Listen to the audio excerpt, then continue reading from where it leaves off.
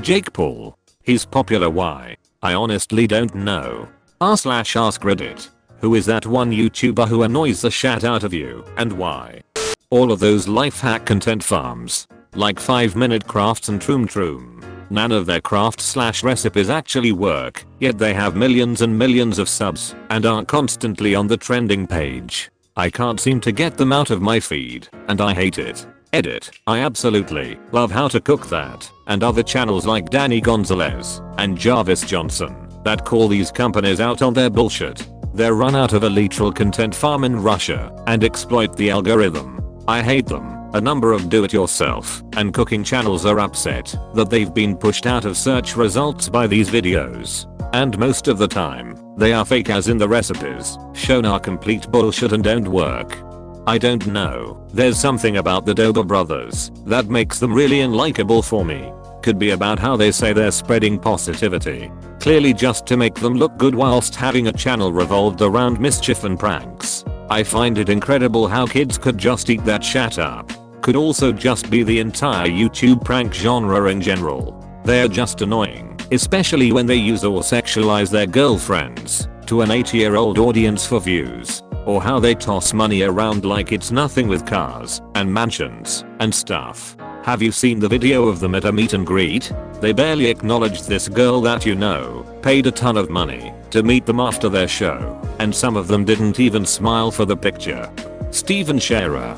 His content is garbage and my younger siblings spend a lot of time watching him. His videos, I guess, are kinda similar to Morg's, just less well known. They mainly include doing fairly mundane challenges with absurdly high rewards. For instance, winning $10,000 for literally breathing. It's trash, but this man is a millionaire because of it. I can't stand it.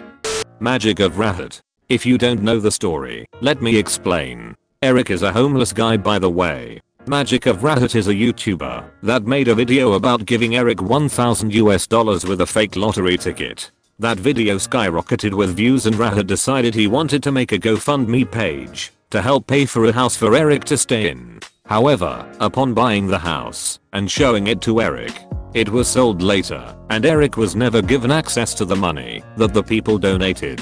This got many people angered over this, not just because that money was Eric's, but because everybody thought it was going for a good cause. Reddit later quit YouTube running away with the money, and we haven't heard anything from him.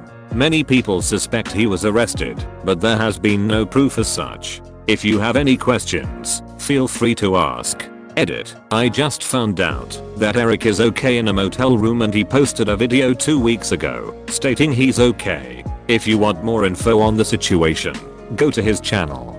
It's YouTube. Also, Magic of Reddit quit YouTube about a year ago when this whole thing took place. Pretty cowardly if you ask me. The Labyrinth family. I don't like how they expose their children for views. I always wonder how on board the kids on in those videos. Like, it might be cool to do a video once in a while, but when it becomes weekly or daily occurrences with your parents filming you non-stop, it sounds like it would get ducking insufferable. I will never forget that video where they faked giving away their daughter's dog and she cried. I just wanted to hold her and scream at the parents. The daughter seems to get really into the videos, which makes me nervous she will grow up with narcissistic tendencies. Or the opposite will happen where she and her sister resent the parents for denying them any privacy. Either way, I don't really see a positive outcome, but desperately hope to be proven wrong. Overall, their channel is so cringe to me it hurts. J Station is gone now, thank God. But he faked his girlfriend's death for views and physically abused her and other girls staying with him. Edit. When I say he's gone, I meant he stopped making his shatty videos because YouTube demonetized his channel. It didn't get deleted. Ryan's World. Ryan's Toy Review. My brother is obsessed with it. I can't stand it. I do feel sorry for Ryan though. He is going to grow up to be the most spoiled brat, and it's because of his parents. They give him everything he wants because now they can afford it. And, correct me if I'm wrong, the parents have quit their jobs because they want to dedicate their time to the YouTube channel.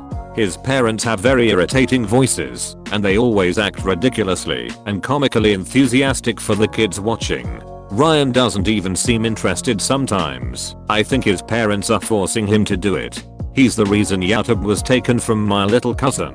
He started to become depressed because he couldn't get every toy he wanted. That makes me really sad because I think it's sort of happening to my little C's as well. I feel like all these YouTube kids channels are setting an unrealistic example of what a kid's life should be, and it makes a normal life more depressing in comparison. I feel like it makes it harder for these kids to accept reality. YouTuber's a nightmare for kids. My daughter is 8 and watched a lot of YouTube until recently. Mostly people playing games like Sliver.io or Minecraft. It seemed pretty harmless. With her being off school now, we are obviously spending a lot more time together. And I've noticed, whenever she's just been watching YouTube she's snappy and her attitude is awful. And whenever she doesn't get her way, she'll say stuff like, well, I guess I'll just kill myself. Which I'm sure she's picked up from some YouTube gamer who claims to be family friendly because they don't swear. Safe to say YouTube is now severely limited. I don't know what it is about it, but it just brings out the worst in kids. Any of those kid-friendly YouTubers who over-exaggerate everything. They always yell stuff like, whoa, and that's crazy, at the smallest things, and my little brother has picked it up and does that all the time. And it's obnoxious in the videos, and even more when someone does it in real life. It's so annoying. I always hear, wow, that's crazy 100%. And have you tried DMT from my 7-year-old? Ducking YouTube. My friend has a 4-year-old sister who watches MMA highlights with him and has started chanting, come at me bro, etc. Don't be scared homie. Anishan has always been an overconfident ignorant butthole. Anishan is a fun rabbit hole in that you think maybe he's just annoying. Maybe people overstate how awful he is because they want someone to hate. Maybe he just has mental health issues that need to be taken care of. Then you start looking into it and you realize that he is just a deeply sad and ducked up individual on so many levels. And so far up his own butt and enabled by money and power that he's probably beyond help. He's ignorant and narcissistic, attempted to start a cult, was and maybe still is emotionally, verbally, and physically abusive towards his partners, took advantage of a minor with nowhere else to go by inviting her to live with himself and his partner with the intent of grooming her, regularly invites his, primarily young teenage, fanbase to send in pictures of themselves so he can rate how hot they are.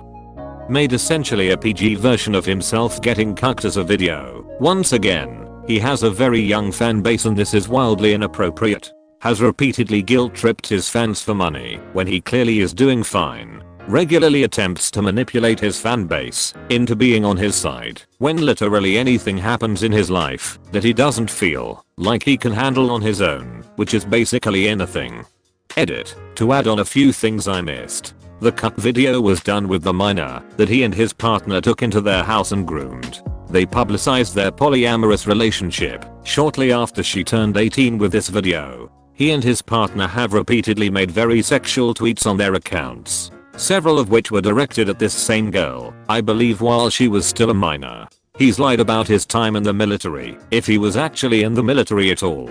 He is in serious debt, but it was entirely caused by his own ineptitude. And while I hadn't heard of this before, other commenters told me about it. Apparently he filmed the aftermath of his toddler falling out of a two-story window and made sexual tweets while she was in the hospital with serious injuries. You read that right. This proven abuser and groomer has a child who he has already shown signs of being unfit to care for. He deserves to be in prison. How he isn't and still has a platform at all is beyond me.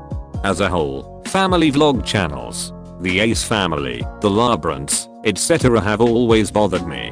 When it comes down to it, they are just exploiting their own children for money and fame. There have been several family YouTubers have been arrested or investigated. One Fantastic Adventures, the mom was arrested and her older sons for not reporting her. She would punish her adopted children for not getting their lines right by withholding food, making them take ice baths and even punishing them with pepper spray. Ducking sick. Philip Diffran coded a video about a channel where you can literally watch the parents mentally torment their kids. Report that chat if you see it. Oh god. Tana Monjo grinds my gears. Utterly self-centered, completely detached from reality and overly annoying. Her voice raises my blood pressure. He ducked me with a toothbrush. She's a chronic liar and scam artist and not smart enough to get away with either.